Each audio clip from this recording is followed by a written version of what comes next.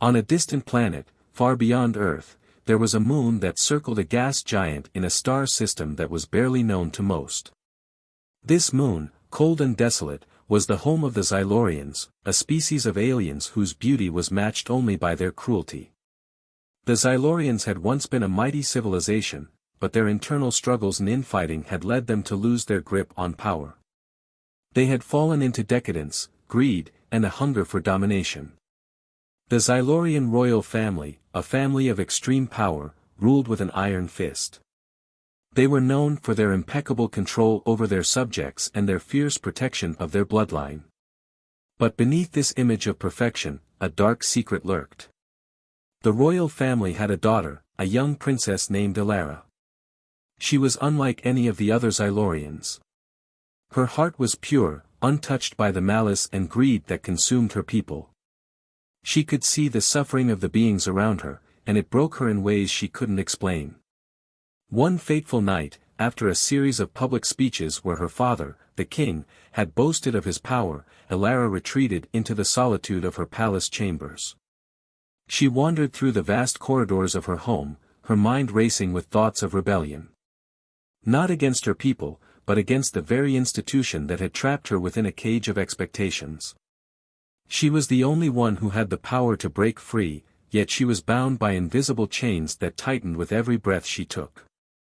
But there was someone who was not from this moon, someone who was far from the reaches of Xylorian politics. His name was Captain Ethan, a human soldier who had accidentally wandered into the Xylorian system after a crash landing.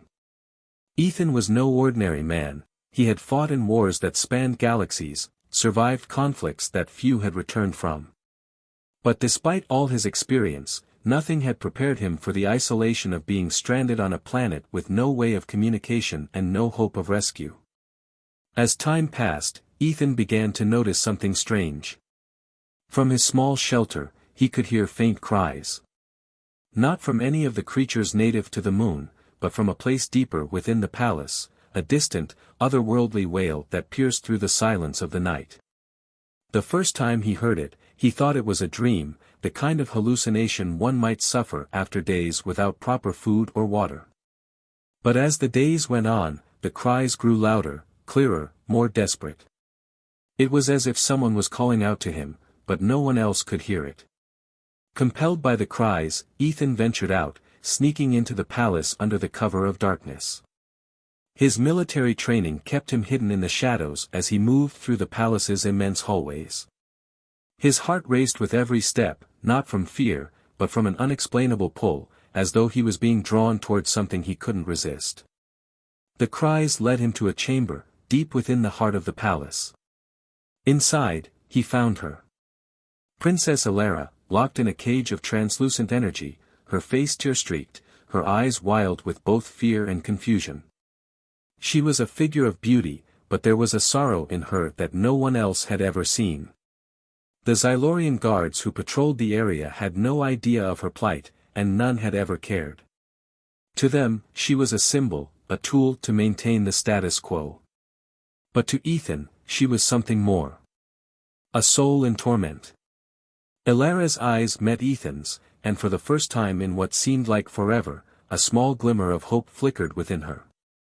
The stranger who had somehow heard her cries, the one who wasn't supposed to exist here, was her salvation. "You heard me," she whispered, her voice raw with desperation. No one else could. "Please, help me." Ethan stepped closer, his heart pounding. "I don't know who you are, but I know you need help. I won't leave you here." The energy cage that imprisoned her hummed with a deadly force, but Ethan's mind was focused. He didn't have time to think. He drew from his military training, tapping into knowledge that would allow him to deactivate the security systems keeping her locked away. With swift precision, he unlocked the cage, the barrier dissipating like mist in the morning sun. Elara stepped out, her legs unsteady at first, as though she hadn't walked in days. Ethan caught her, supporting her with strength that felt unearthly to her. "You're safe now. We're getting out of here." But Elara knew better. The moment she stepped outside of her cage, she could sense the guards were closing in. She looked at Ethan, her eyes filled with both gratitude and fear. They'll hunt you. You can't escape them. Ethan's grip tightened. I've been in worse situations. We'll find a way out. Together, they moved through the palace, stealthily avoiding the guards who patrolled the endless hallways. But it was impossible to outrun the Xylorian forces forever. Soon, they found themselves cornered in the outer chambers, trapped by an army of Xylorian soldiers. Elara's heart sank as she looked at the soldiers closing in. She was ready to surrender, there was no other option, right? But Ethan wouldn't give up. He pulled out a small communicator device, using it to signal the nearby alien ship that had picked him up after his crash. Within moments, the ship arrived, descending from the heavens like a blade slicing through the night. The doors of the ship opened, and Ethan pushed Elara inside. Get in. Go. The soldiers fired their weapons, but the shields of the ship deflected their blasts. As the ship ascended into the air, Elara turned to look down at the moon that had once been her prison. She had been freed, not by her people, but by a human, someone who had heard her cries when no one else could. As the stars stretched out before them, Elara whispered, "You saved me. How can I ever repay you?" Ethan glanced at her, a small smile on his face. "You don't owe me anything.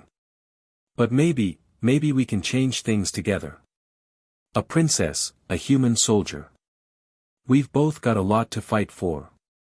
And as the ship vanished into the vast unknown of space, both of them knew that this was just the beginning of a new chapter, one where the cries of the unheard would never go unanswered again. "You said